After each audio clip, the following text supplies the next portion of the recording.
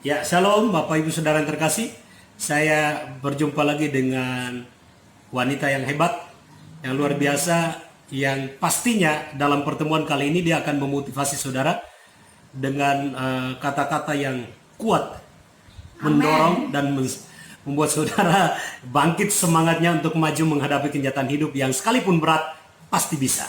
Oke. Nah, shalom Cilinda, ya Cilinda. Ya, shalom. Shalom, apa kabarnya? Luar biasa. Luar biasa. Nah, sedikit aja saya mau tanya tentang motivasi hidup. Ya kan? Motivasi hidup. Cilinda latar belakang pendidikannya apa tadi? S2. S2. S2 itu apa? Kita dengarin. SD dan SMP. S2 S2 itu luar biasa ini. Nah, S2 itu SD dan SMP, artinya ijazah terakhirnya SMP. Tapi kita mau dengar sedikit kehidupannya seperti apa, ya? Selama ini pekerjaannya apa? Bisnis di bidang garment. Itu dari tahun berapa? Dari tahun 2000. Kalau dari awal sih dari tahun 96 udah ada retail. Tapi untuk main grosirnya di tahun 2011. 2011. Jadi awalnya udah dari tahun 1996. 96. Mulainya tahun awal. 96 dari awal. Dari awal udah merintis. Oke, grosirnya 2011 dan sampai 2020 ini tetap eksis. Yes. Ya. Amin. Apa yang memotivasi Ibu Linda atau Cilinda untuk maju terus dalam dunia usaha? Ya, karena latar belakang saya bukan orang pintar, saya pendidikannya pas-pasan, cuma S2, belum S3. Jadi saya harus satu-satu cara gimana saya bisa mempunyai karir, ya salah satunya cuma bisnis. Dan bisnis pun itu dimulai dari hanya modal dengkul, kata orang daerah itu. Modalnya hanya punya tenaga, nggak punya modal yang cukup. Itu kerja keras yang luar biasa. Kerja keras yang luar biasa. Oke. Pesan pertama adalah kerja keras. Nah, ini kan persaingannya di Jakarta nih, kan usahanya di Jakarta. Dengan ijazah SMP, ya, ijazah SMP itu nggak mudah ya. Ya. Tantangannya apa kira-kira dalam dunia bisnis soal ijazah ini, ya kan tamatnya SMP. Tetapi persaingannya di Jakarta ini kan luas, besar, banyak. Tetapi tantangan itu apa yang membuat Cilinda bisa berani untuk maju dan bisa ya koneksi dengan pebisnis yang latar belakang pendidikannya juga S1 atau S2. Tantangannya apa? Kok bisa terkoneksi dengan mereka? Ya, sebenarnya kalau untuk kita bisnis swasta begini itu sih sebenarnya ijazah nggak terlalu berpengaruh. Yeah. Yang terlalu pengaruh adalah kemauan kita, keinginan kita untuk belajar. Makanya saya juga sering terapkan, saya selalu berbicara, orang bodoh kalau mau belajar itu pasti akan menjadi orang pintar.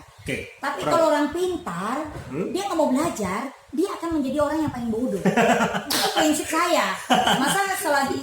Maka kalau prinsip saya itu saya selalu berusaha mengupgrade diri yang saya bisa dalam bisnis terutama ya. Upgrade diri. Ya. Dalam bisnis tetap harus upgrade diri. Ya.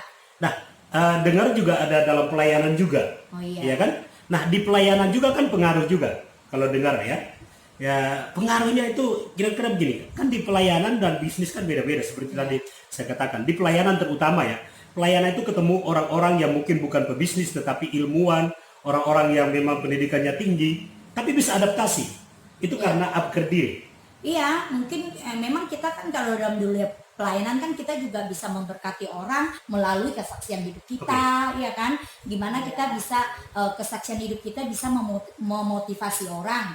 Gimana saya yang seseorang yang memulai sesuatu yang bukan dengan modal besar. Saya usaha pertama tahun 96 saya cuma punya duit nggak nyampe 1 juta. Nggak punya sampai 1 juta, tapi itu ibaratnya itu tuh benih yang Tuhan berikan buat saya untuk benih itu berbuah sampai hari ini. Nggak sampai 1 juta, tapi buahnya sampai detik ini tahun 2020 hari ini tanggal 10 Juni 2020 benih itu buahnya sudah banyak sekali dari usaha itu sendiri. Nah, saya tanya mental beraninya seperti apa? Itu bagaimana bisa berkembang mental berani berhadapan dengan pebisnis dan orang-orang pelayanan? Itu dulunya memang pemalu atau memang pemberani? Oh, saya dulunya parah sekali ya. Mungkin kalau untuk dibilang pekerja keras, saya tipe orang yang pekerja keras. Iya. Saya tipe orang yang nggak takut banyak kerjaan, tapi saya takut nggak ada yang dikerjakan.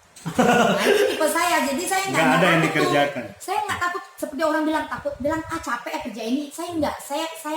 Saya nggak takut tantangan seperti itu. Yang dulunya saya adalah mungkin kalau untuk tenaga untuk kerja keras, saya tipe seperti itu. Tapi kalau untuk tipe yang bisa berbicara seperti ini itu bukan saya dulu. Tapi melalui sebuah wadah namanya LOF. Saya juga pernah sebut di dalam konten kemarin bahwa saya salah satu ketua di LOF, dan situ saya banyak belajar gimana kita berbicara, kita juga dikasih kepercayaan dalam melayani banyak hal. Di situ saya belajar untuk berani berbicara di depan umum. Ya, saya pikir mungkin ya salah satu untuk kita upgrade diri juga kan. Waktu kita berhadapan atau kita membangun hubungan dengan Tuhan, otomatis di situ ada hikmat Tuhan. Kira-kira itu yang dirasakan selama ini. Betul, itu betul sekali. Dimana kalau kita dulunya kan kita mungkin karena kita dulu kan juga dari awal kan memang bukan sepenuhnya Kristen kan, kita dari kepercayaan yang lain. Terus dimana kita udah Kristen itu pun dalam jangka waktu yang cukup lama, sehingga kita mendapat suatu komunitas baru kita situ kita bisa belajar untuk berani berbicara, lebih percaya diri. Jadi selama ini yang Cilinda lakukan dalam usaha dan pelayanan itu kebanyakan yang Cilinda dapatkan pengertian yang baru itu dari Tuhan semua ya. Betul. Karena memang tidak ada kelas yang bisa mendidik selain daripada pertemuan-pertemuan atau persekutuan. Tetapi semuanya langsung dari Tuhan. Iya, saya percaya, maksudnya dalam kita usaha pun kita butuh hikmat Tuhan. Karena dalam usaha sekecil resikonya tuh banyak sekali. Kalau kita nggak minta petunjuk Tuhan, kita nggak tahu, mungkin banyak langkah yang salah kita bisa ambil.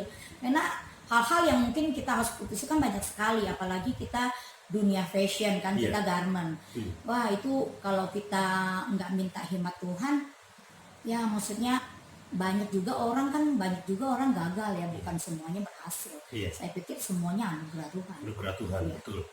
Ya, jadi saudara-saudara yang terkasih, dari pesan Ibu Linda ini bahwa kepintaran orang pintar kalau tidak belajar menjadi bodoh, paling bodoh. Tapi kalau orang bodoh pengen belajar pasti jadi pintar. Pesan yang kuat itu yang dialami. Jadi sebetulnya sekolah yang tinggi tapi kalau tidak tambah belajar ditambah dengan sombong, ya kan, membanggakan kepintaran, itu tambah bodoh itu. Jadi kalau udah pintar, jangan andalkan diri sendiri, jangan andalkan kepintaran, jangan tinggi hati, karena firman Tuhan berkata orang yang tinggi hati akan direndahkan Tuhan. Jadi rendahkan dirimu sekalipun engkau pintar, supaya engkau senantiasa diangkat oleh Tuhan. Karena perhatikan saya, pendidikan yang tinggi tanpa takut akan Tuhan, firman Tuhan berkata, takut akan Tuhan adalah permulaan pengetahuan. Amen. Ya, jadi orang yang pendidikannya rendah, tapi kalau takut Tuhan akan lebih pintar daripada orang-orang yang pendidikan tinggi.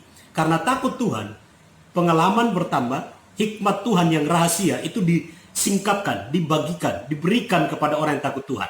Tapi orang yang andalin kepintarannya sendiri, tidak takut Tuhan, akan miskin ilmu, miskin pengetahuan, miskin kebijaksanaan, miskin pengertian, dan miskin hikmat Tuhan.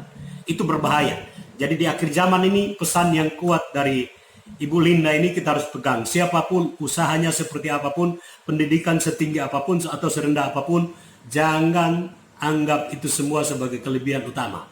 Ya, persekutuan dengan Tuhan adalah syarat utama. Amen. Ya, jadi Tuhan memberkati Ibu Linda, dan saya juga diberkati melalui kesaksian Ibu Linda, dan pastinya saudara diberkati dengan kesaksian ini. Terima kasih Ibu Linda untuk pengalaman singkat yang luar biasa dari sisi pendidikan dan minder ya, tidak percaya diri tetapi kemudian percaya diri karena Tuhan membuka ya, memberikan kesempatan anugerah yang besar sehingga berkomunitas dengan banyak orang, dan di situ belajar dan Tuhan pakai lebih lagi.